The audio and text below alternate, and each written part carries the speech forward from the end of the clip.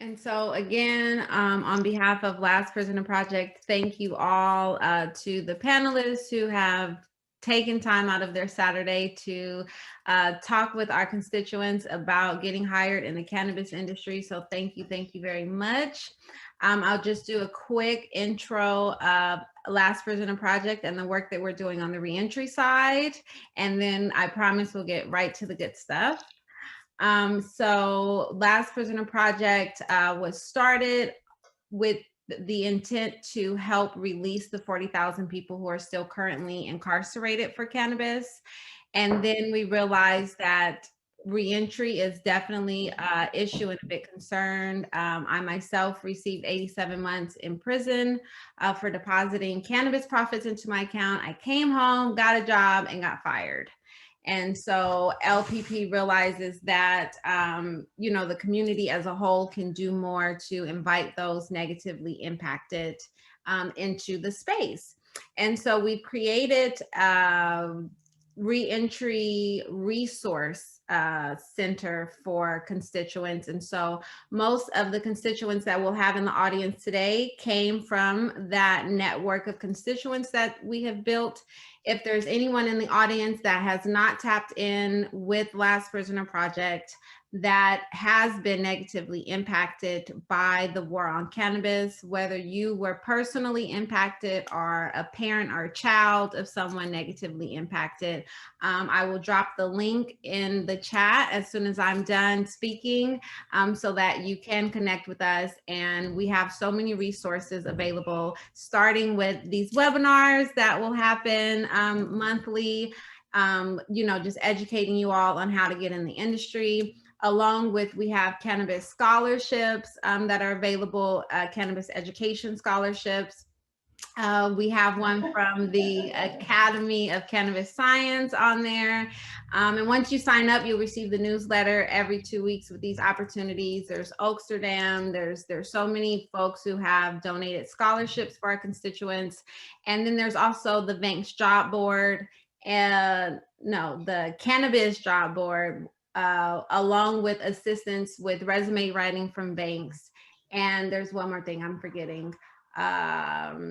Resource application, funding applications. If you're struggling, LPP is here to assist. And so that's all I have to say. I will drop the link right now for the reentry resources, along with the link for a placeholder for next webinar, the second Saturday of May. So 2 things I'm going to drop, and then I'm going to pass the mic to Mr. Trey Reckling. Thank you, Evelyn. My name is Trey. I'm the founder and director for Academy of Cannabis Science. We're very proud to be partnered with LPP on their efforts, and we hope that you will look them up and find out more about scholarship opportunities that we have. But want to get right to the heart of this. We are very lucky to have some stellar people on the panel today, and we're welcoming Yoko Miyashita from Leafly, Jeff Freeman from both Mfused and Polite Brand Cannabis, and Jessica Pichardo of both Dockside Cannabis and Canna. But I would like them to introduce themselves a little bit better and do their bios a little bit better justice. Yoko, could we start with you? You're my first and my left to right. Thanks so much. Thanks for having me here today, Trey. I'm Yoko. I'm the CEO of Leafly. We're a leading cannabis information resource and marketplace. So unlike many others directly involved in cannabis, we are a non-plant touching ancillary technology services business. My background actually is as a lawyer. So I was trained and worked in private practice for several years. And then I went and worked for a company called Getty Images, which was a media photojournalism. So the leap from Getty Images to a cannabis media and marketplace was actually a really great and natural transition for me. I came into Leafly in a legal role, but then transitioned to a business role to lead the company last August. So happy to share my past experiences, what I've experienced working in cannabis for the last 2 years, to see if I can help anyone along in their journey. Excellent. Thank you very much. Mr. Freeman, Jeff, how you doing? Tell us a little bit more about you. Great. Thanks for having me here. I am the co-founder of Mfused as well as Polite. We are a extraction and a CPG company, so really public facing. We make and manufacture products and sell and distribute them. We're really focused on the collection of data, understanding our intended audience, and we've been in the cannabis space for just about 10 years. So we've been able to see and also be involved hands-on in the development of people's cannabis consciousness. I myself was introduced to the plant tragically at a really early age. My father was involved in a drug transaction and was murdered. And so for me, being in the cannabis space was really not a pathway I was going to take. But it turned out that my mom really wanted to find some alternative options for her pharmaceuticals. She's disabled. My mom's disabled. And so I kind of took it on myself to champion it, get involved really early, and have been in this space, like I said, for 10 years, creating products. And then now what's more important to me is really just making sure that I create a career path for people in my community. I'm really young to be in the position that I am in with the company success that I have. And I really just want to make sure that I open doors for others that are just like me and also have been directly impacted, but also indirectly impacted. The war on drugs is specific to this, is played an incredible role on my life and has shaped my life directly. So I'm really happy to be here, and I'm excited, and I hope I add a lot of value to you guys. Great. Thank you, Jeff. And Jessica Pichardo. How are you doing, Jessica? I'm doing well, Trey. Thank you so much for the intro, and thank you, everyone. I'm so grateful to be here sharing this space and energy with everyone. As Trey mentioned, my name is Jessica Bichardo. I am the operations manager for Dockside Cannabis. That's in Seattle, Washington. So I help support 4 different locations, which is really exciting. But I started as a bud tender 9 years ago. I left other industries and started from the bottom.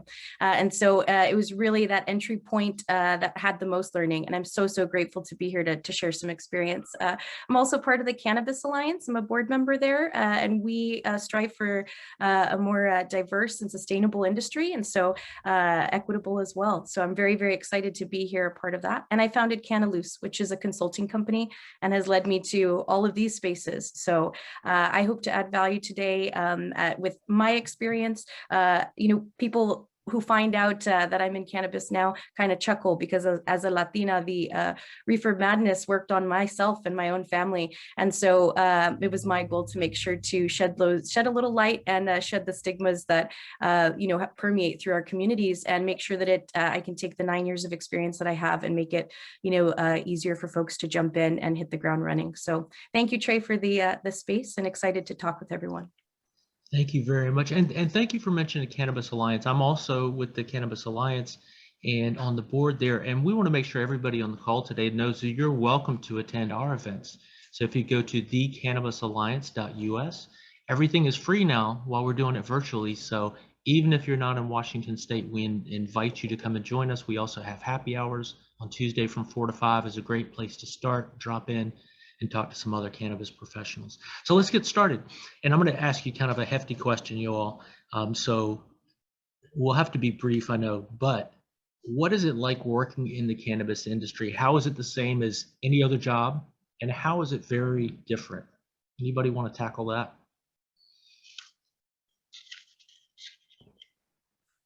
I'll take it. All right, so I'm a bit of a serial entrepreneur. I've worked for myself since I was 23 years old. Just really wanted to be my own man, my own boss. And I find that this is really relatable. It's really dynamic. It shifts very quickly, both from a regulatory standpoint, but also from a technology standpoint, as well as all the other emerging industries that are being involved. Well, what I found that's most exciting is what my suspicion is that this business in this industry is just as large as alcohol, tobacco, a potential of that of pharmaceuticals, and even textiles, right? If you incorporate hemp. And so you have this entire ecosystem and infrastructure that needs to be developed. And if you have the energy and the passion and the desire to really professionalize and continue to learn and iterate, you can make a really big impact.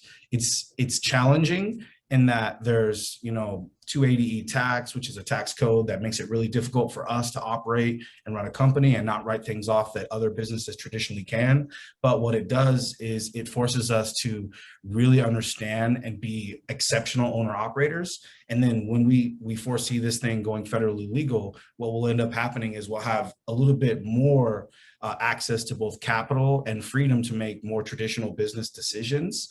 And so right now it's like, hey, cut your teeth, continue to get better every day, kind of ride this thing out, build a really big footprint. And most importantly, the thing that I like the most about this is really picking my team and having like a really amazing group of people and spotting talent and bringing them into my organization. Great, thank you. Jessica, could you give us a little, your own answer on that, or your own angle on that?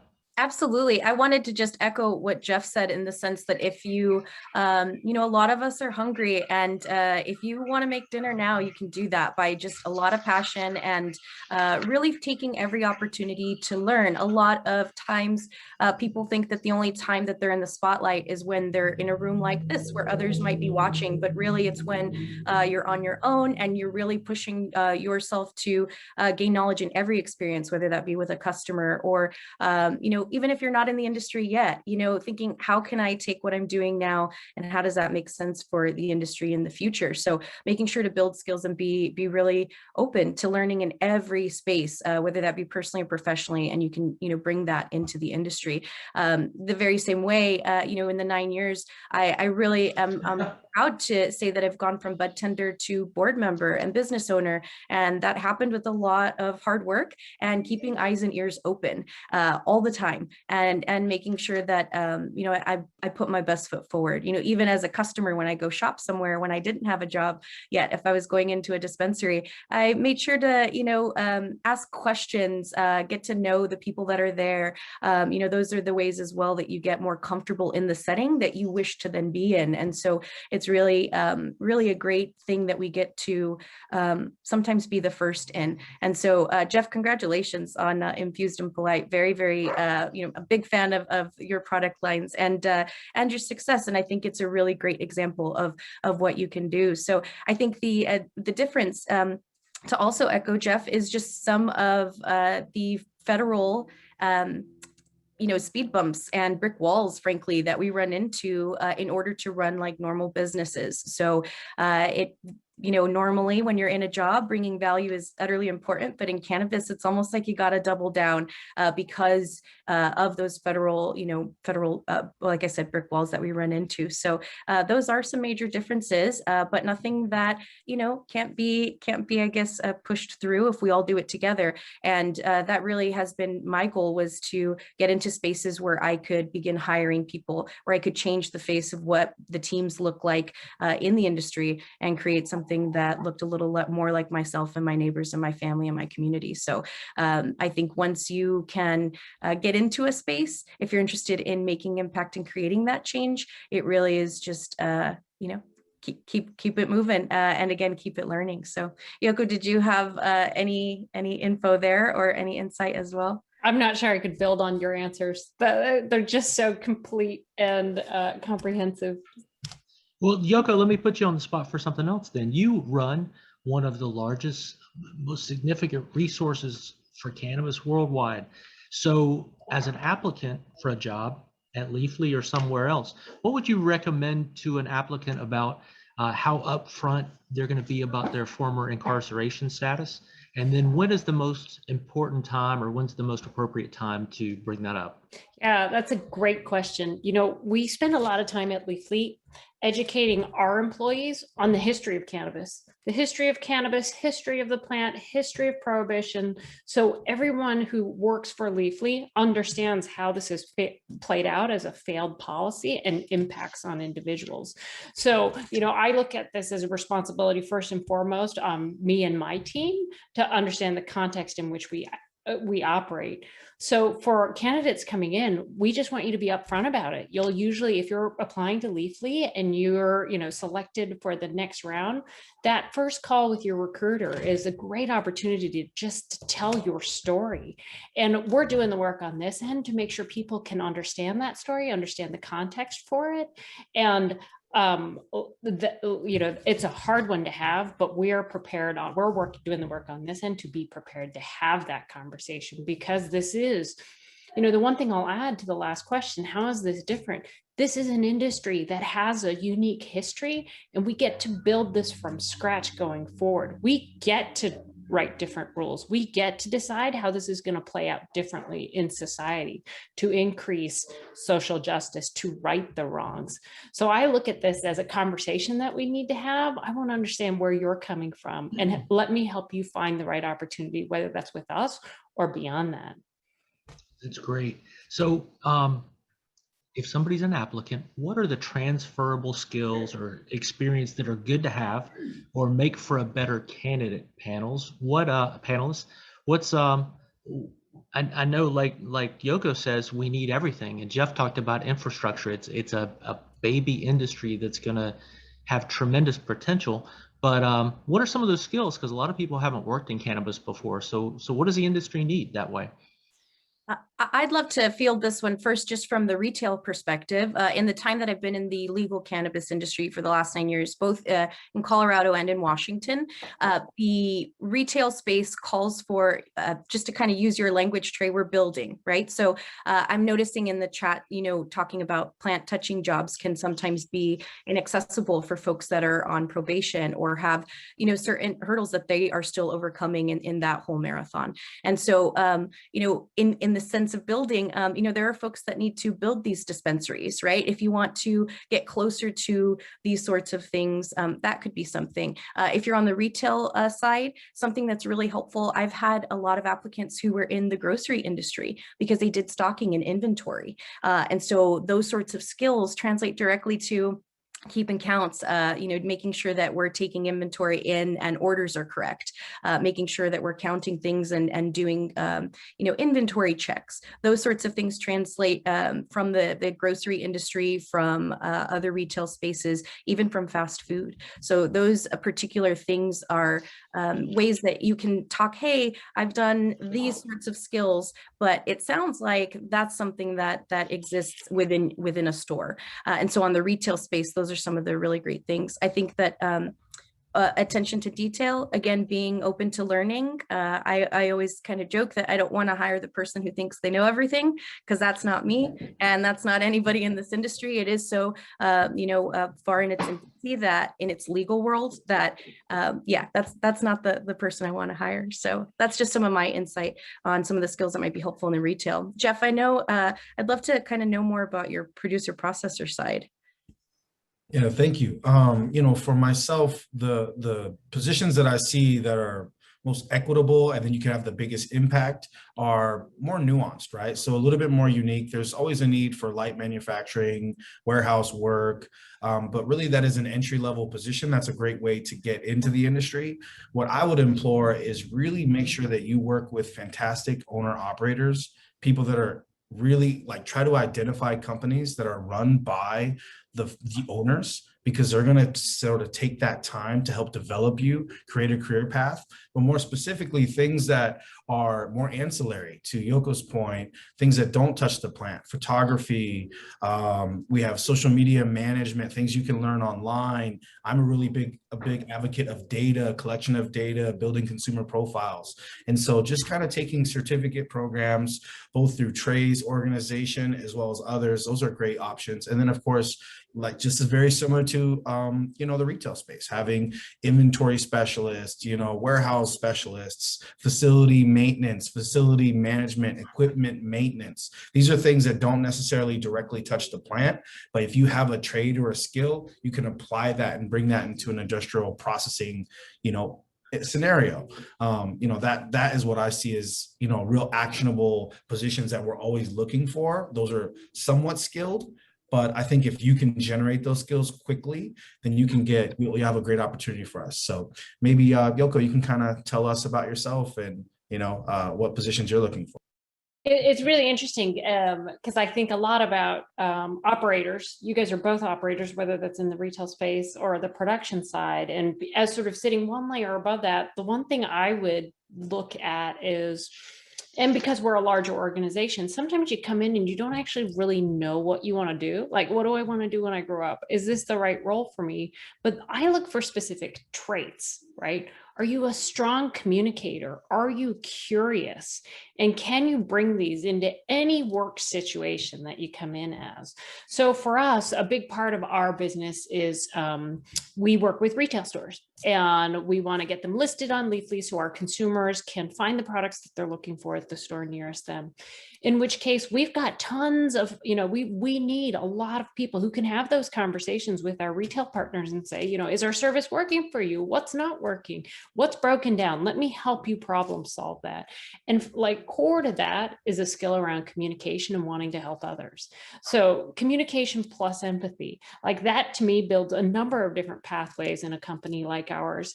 I've had people who come in on the sales side who work with customers and realize, actually, I have these skills of communication and empathy, but they're way better targeted in an HR role. So let me jump from sales to HR, and I want to execute and use those exact same skills to help employees. And, whether it's communication with employees, whether it's employee programs. So I look at that transferability. And, I've seen then a person in HR saying, I'm really liking the data part of this. I really like the numbers part of the job. I'm actually going to make the leap over here into finance and help with our accountants and help them process accounts payable or process AR or work my way and learn the skills as I go. So there's just a whole range of transferable skills that can help ladder up to different roles, especially if you don't know what you want at the outset.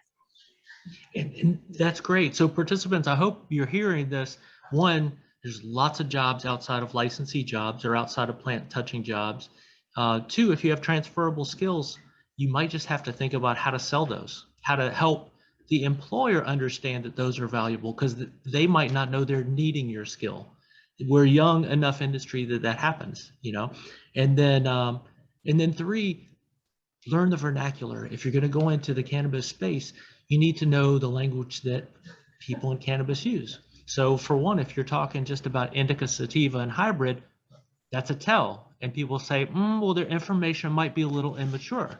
So I would encourage you to go to a site like Leafly and see how they're speaking about cannabis, because kudos to Leafly, they've taken a real huge jump and broken out of that mold and said, hey, we need to speak about this more scientifically in a way that serves patients and consumers and everybody, that's not just novel and easy. And so they've really helped the industry to grow. But if you don't have the language, it tells you might not have done your research. So that's a great free opportunity to go online and learn a lot. And so do some homework there too, and be ready for that environment. Now, being a young industry, immaturity is sometimes a problem in some of these businesses. Like Jeff said, find a good business to work for. Don't feel so hungry to get a job, feel like you have to settle for the first chance in the industry. Some of the opportunities are not great. Some of the companies are not being run well.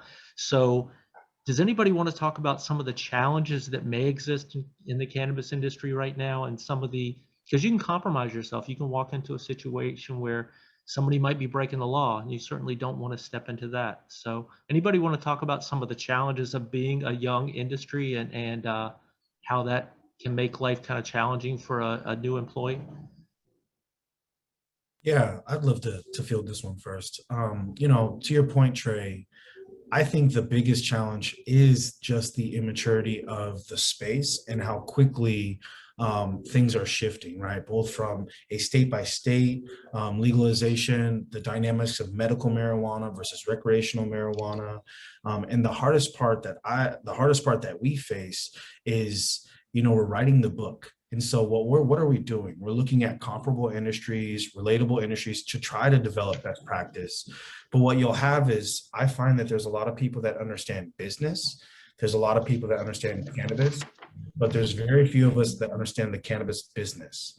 And so it's really important to get that bridge and then have a team that's really committed, right? When you're writing the playbook, when you're writing the script, you're in control of the narrative, but you may not actually know all of the best decisions. This isn't a traditional business. I'm involved in touching the plant. There's tons of regulation involved. There's all kinds of dynamics, like I said, with taxing, and there's challenges there. And so for myself, one of the biggest challenges is just making sure that you find empathetic, passionate owner operators who have a bigger vision and mission that they're going to tackle, because they're going to really be a part of that ride. And they're not just looking just to capitalize and throw the money in their pocket and stay in the ivory tower. They want to be involved. They want to develop careers. They want to develop people. That's something I'm really passionate about.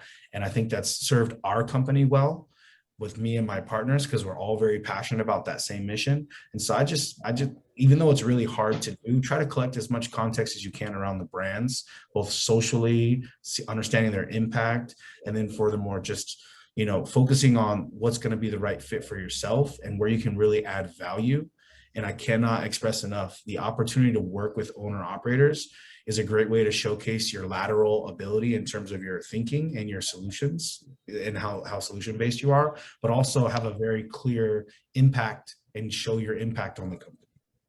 So maybe Jessica or Yoko, you guys can tell me some of your challenges that you see. Yeah, to build on that, Jeff, I think it's very important for folks to be able to pivot and be comfortable with change and be open to new opportunities in different lanes of the industry. Kind of to Yoko's point earlier, you know, I started as a bud tender, but I didn't know if I wanted to manage people until I saw other people do it well and also not well. And so being also just aware of what's happening, you know, in your peripherals as well can really inform where you want to go in the industry. And to Jeff's point, you know, there's a lot of owner operators who have the passion and the purpose fueling them versus the profit and maybe, you know, the headlines, right? There, I've had opportunities to work with teams that I think have done a little of both, and you know, is why I've landed where I am now, particularly in my lane with Dockside Cannabis. I'm so grateful to have 3 owners and operators who really truly are interested in creating a different look to what cannabis is on the retail space, both for what we curate in product for the customer, but also for our team. I am so passionate about making sure that my team's focused on career development and being ready to answer the call. And what that means is putting, you know, empowering them and trusting them with new opportunities and making sure that, again, we're not just sitting at a table, we're building a bigger one and making sure that folks can come and learn new things. And so I feel like, you know, places like Dockside are attempting to do those things in big ways in the community. I did want to talk just briefly as well about getting to know the community. To Jeff's point, you know, we are writing the book and we're writing it together, though. We're all running into some of the same challenges. And so when you do get into the industry, it's nice to tap into the community in different spaces, whether that be through, you know, the Cannabis Alliance or again, certificate programs. All of those things left and right really do help. I saw in the questions someone asked, you know, is certificate courses versus like an Oaksterdam University, do those things work equally for you? And I think so. It's really about gaining the knowledge and bringing the knowledge to the conversation, not necessarily the certificate, if that makes sense. It's being armed with the, you know, different parts of the plant and making sure that we know a little bit more on this legal side. So I'm not sure if Trey, you wanted to kick it somewhere new, but I think that was a really great question and one that hopefully we added some value to.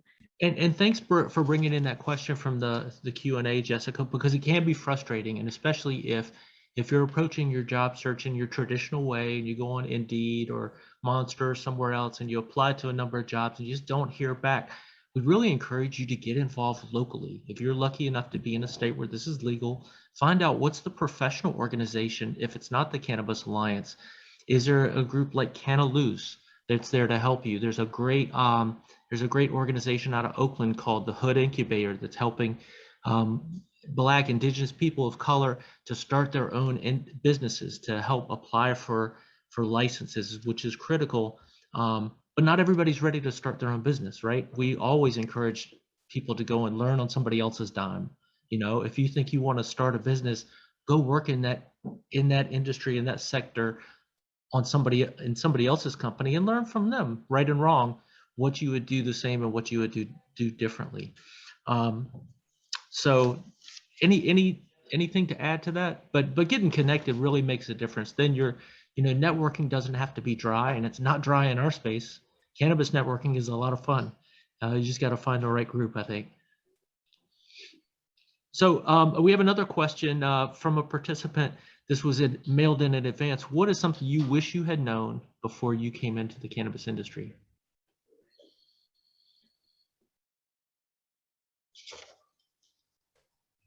Anybody want to take that? I know that's a broad question. I'll step in and just give a little nugget. I wish I would have known the passion that people have for the plant, right? I find that some people use that passion to rationalize and justify things that maybe aren't what they should be focused on, but I wish I would have understood that. And more importantly, I really wish I had understood the community. I got in cannabis very early on, and so hard for me to see before that because I got in so early that it was something that I saw an incredible opportunity to both, create real change, but also have a really big impact and then change, my economic status by being conscious to what I'm doing and also doing it the right way. And so I think just the impact of the community. I had a company of mine that was sort of taken in terms of the brand, going and making the conversion to from medical marijuana to recreational marijuana. And I wish that I had known how important the relationships were that I was building, because the community supported me and they kind of vouched for me and they believed in me and they gave me that second chance, even though I kind of had egg on my face by allowing someone to kind of swoop in and take my brand, not understanding that I wasn't protected the way I needed to be. And so I added a lot of people to my team. Yoko will know my CEO, Young. That's really when we brought him in, was sort of for protection and more executive firepower. And I just think I wish I would have known that you don't have to touch the plant, as well as you should apply for licenses. In whatever state you are in, you should be involved, equitable licenses. You should absolutely be involved. That's a great way to get an opportunity to get, something that is going to be, equitable, that you're going to be able to build off of. Even if you don't have a vision or a plan, definitely go for that. So thank you, Jeff.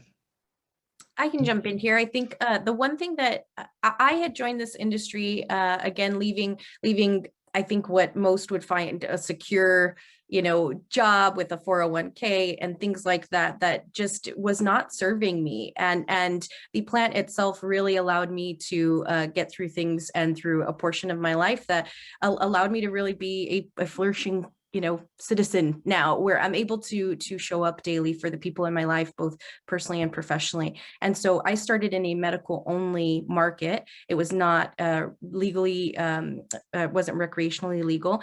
And so working with patients, I learned very early, Jeff, that passion of the plant, it really was about how it was helping folks. And that was some of the foundations of my experience in the industry. And I think I knew that, but I also wasn't aware of the inequities are there in ownership, but you don't realize that. That was very discouraging for me, working for almost 8 years in the industry over and over again for folks that just didn't look like me, right? Or I didn't see myself represented in the community. So for me, the initial inequities on the legal end, while I was not blind to those things, they are very apparent. And the only way that we can change that is, again, by having these sorts of conversations and bringing others with us. And that's my number one goal now, both as an operator, but as what I do with Canna Loose. So anyone here, please, Canna Loose really is meant to just be that information source, be that side window and that back door for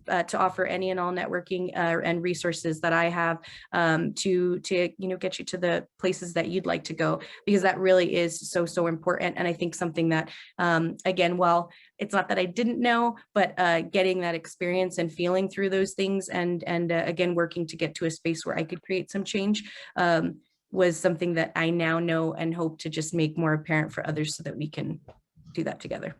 Thank you. And if you don't mind putting a link to Canna Loose in the chat so people can find you.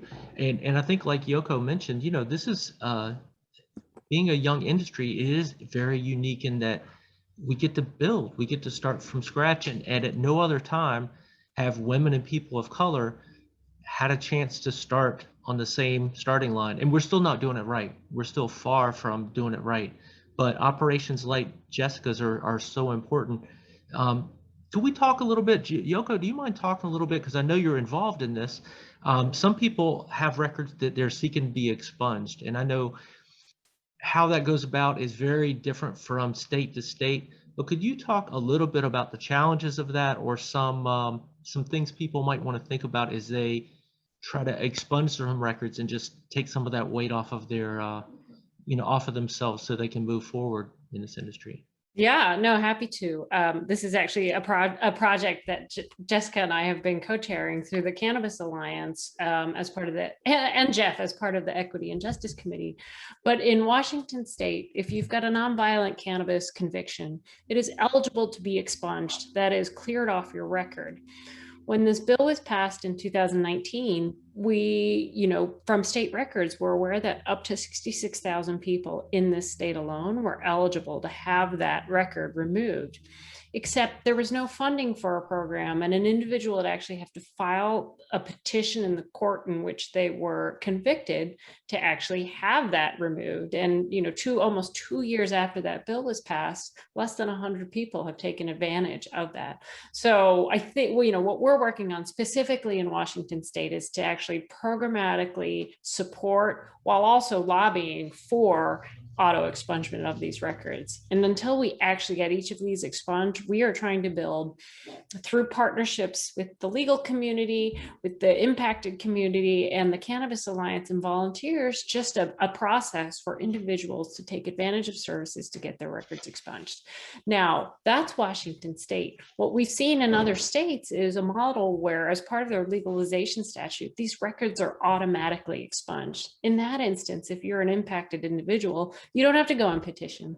States already provided, as part of their legalization program, that they will fund and actually implement that. So it is a state by state look at where you may or may not have, what steps you may or may not have to do. I'd actually be curious. I think maybe the LPP folks do a fair amount of this through directly and or through partnerships, but it's a key part of sort of that reset for individuals to say, all right, like, the times have changed. It is not fair to have this on my record. How do I start that process? And just connecting you and helping you get to those resources, I think, is a key part of this. Great. And one that we're looking to tackle. Thank you very much. And I know this is kind of a wide open question, but anything talking about the future in cannabis is at best an educated guess, right? We've seen that regulations and laws are so, we have this feudal system and things are different in every state. But if you all were to encourage people to look into a specific sector of the industry, saying, look, that's just not taken off yet. And gosh, if I was starting over, that's an area of the industry that I would keep an eye on. So as people are thinking about training themselves and getting exposure and experience, do you have any areas of the, I talked to a gentleman here in Washington, and he just got his transport license. So he was super excited, because that's a problem we've had here, where brands have had to basically carry their product to all over the state themselves. So he wants to kind of be a Frito-Lay job. He wants to take a lot of brands and help to distribute those for the brands. But is there a part of the sector of the industry that people should keep an eye on? I've got one for this, and I'm watching this as we watch legalization bills, and there have just been a ton. It started with the November elections. New York just legalized. Virginia just moved up their state deadline, and you got a bunch of other states just in the process of. New Mexico governor's about to sign their bill if they haven't already. But a part of all of these new statutes is home grow, allowing for anywhere from 4 to 8 plants per person. And we looked at this as the Cannabis Alliance and sponsoring some legislation here in Washington State. But if you think about home grow, you've got not just seeds, but everything you need to actually grow plants, whether that's soil, whether that's, all of the ancillary fertilizer or scaffolding that you want to build for your plants to train them. And I think about that as there is a whole nother industry to be built on the backs of home grow. It's just one of, and that's sort of what I'm thinking about this week. But this is a space where it just goes so deep. It has so much space to move in, that through the conversations that everyone's talking about, through curiosity, through networking and just talking to people in the industry, you can start to peel apart and find all of these nuggets of things that have yet to be fully explored. Absolutely. And you think about how popular home brewing is, and growing weed is so much more fun, and so it's so much better for you, and makes it so much more cost effective if you're a patient to have your medicine. So I totally agree. And I'm excited for people who are going to get to have the experience of growing their own cannabis. That's because it's light, it's soil, it's everything. And anybody who can grow a patio tomato can grow this plant. Right? Autoflowers are wonderful. Any other sectors of the industry we need to be watching? Jeff, you're nodding. I am extremely, extremely excited about the data and data analysts, right? Building profiles, both of customers, understanding pricing, the dynamics of retail, what your targets are, taking that information and using it to curate products, knowing your intended audience. Right? That is an absolutely enormous part of the cannabis industry that still needs to be generated. We have a lot of people who are operating businesses like home grows.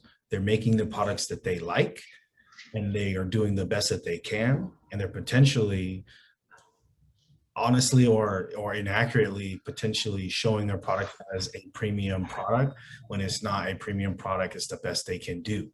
And so by understanding the metrics and analytics, you'll be able to sort of have a much greater chance of success. And so I specifically am looking for data-driven people that I can take this information that I've collected, because it is public information, the sales data, because of the federal legalization. You can track this information down, and you can build an entire ecosystem that tells you all transactions to retail, all transactions from retail to customers, and then look at your final customer base, and then come back and reevaluate your decision-making as a business, as well as the ability to develop and adopt things like lean manufacturing, where you're tracking your processing and making sure that you're being very lean and efficient. This, to me, is the actual meat and potatoes of the development of the industry of cannabis, which I'm extremely passionate about. It's not necessarily driven directly from the plant. It's studying the industry, where it's going, adopting best practice, and developing things that are very obviously showing ROI, and you will make an incredibly big impact on a company. And if a company is at a certain level of maturity where they're tracking analytics and they are aware of those things, they're not just sort of running a restaurant style company, you will be able to make an enormous impact and have a really big, and you personally can kind of start shaping the way the space is developing. Excellent. Yeah. So if somebody's interested in data, there are a number of software companies, all the seed to sale companies that track that through the process are something to watch. Dashboard is something to watch, data collection companies, but absolutely, as things become more competitive, people will have to have this knowledge in order to compete and be successful. Jessica, anything to add? Any crystal ball from you? Yeah, the only thing that I'm very excited about, and I'm hoping to drive equity licensor for BIPOC individuals first, for delivery, transport, and event spaces or consumption spaces. These three areas are not fully developed and are still being, I feel like case studied to see how it's going to affect communities or affect the children and affect, all of these different things. But those particular licenses in most spaces don't exist yet. And so when they do come through, I see that being a way that we can really drive equity into the market based on the amount of licenses that have gone to white ownership versus, say, for example, in Washington, which I know very well right now, is 2% Black ownership in the state. It's just absolutely astronomical, and it keeps me up at night. So that is definitely when delivery spaces and event spaces come up. I think that's a real great way that folks can jump in. As Jeff said, go for those licenses,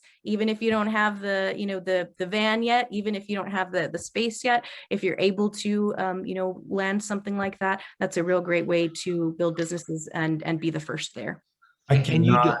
I cannot not add something to what Jessica, what you just said is incredibly impactful, because so many people want to be involved in owning a company, but they're not looking at all the ancillary companies that can be developed. The alcohol industry is not what it is without the bar and restaurant industry, right? And so there's obviously restaurateurs and people that have done extremely well developing community spaces that are safe. That's the future of the plant, is having communal spaces. That's really important. And that's a really great opportunity for, again, people of color to really get involved and find something that maybe isn't biting off more than we can chew. As I'm a minority owned company, I'm a Black and Italian man. And so I know that it's really difficult for me to have access to certain things, but I may have a social network of people that are more inclined to support me. And so my risk comes down with different types of businesses, both delivery and social gatherings. I think that is an enormously important thing what you just said. And I just want to make sure we don't overlook that. Absolutely. And as consumers, we have a role to play too in influencing the success of those businesses. So we encourage you as consumers to know who are the minority owned cannabis businesses in your space, and can you be their customer? Do you like their product? We encourage you to give them a try, to go into their store, to look up their brand, to find their story. And because, as you know, they're at a severe disadvantage, and historically have been disadvantaged and harmed by the way this plant's treated. So let's, we all have a role to play in that. Even if cannabis is legal in your state, the fight is, ask anybody on this call, the fight is far from over, because regulators and lawmakers, we had a push in this state where people are really trying to demonize high THC products. And it's always a cry about, what about the children? Well, we've proven that children don't use more cannabis in a legal state. So we always want to consider that, but the fight's not over, because the laws will continue to affect the way we do business. And Jessica, you were nodding your head. You wanted to add? Did you want to add something a second ago? No, not at all. I think Okay. landed good there. Okay. So how about, we always want people to find a good job, but sometimes you find a job and people are not doing things by the book. This is a highly surveilled industry, and law enforcement is watching closely, as are the regulators. So what would your advice be to somebody who's in a job and they find out they might have compromised themselves? There might be some shady stuff going on, and especially if I've got a record, I can't afford to get mixed up with something like that. Any advice other than find something else? I'd like to jump in here. I joke with my team that my middle initial is not C for Kathleen, but for compliance, because I will not ask them to do something that I myself would not be doing. And that is because, every day, folks say that, we're doing something federally legal, which is true. But, we have the privilege of being, this is a massive privilege to be in this space and to be, making these business moves.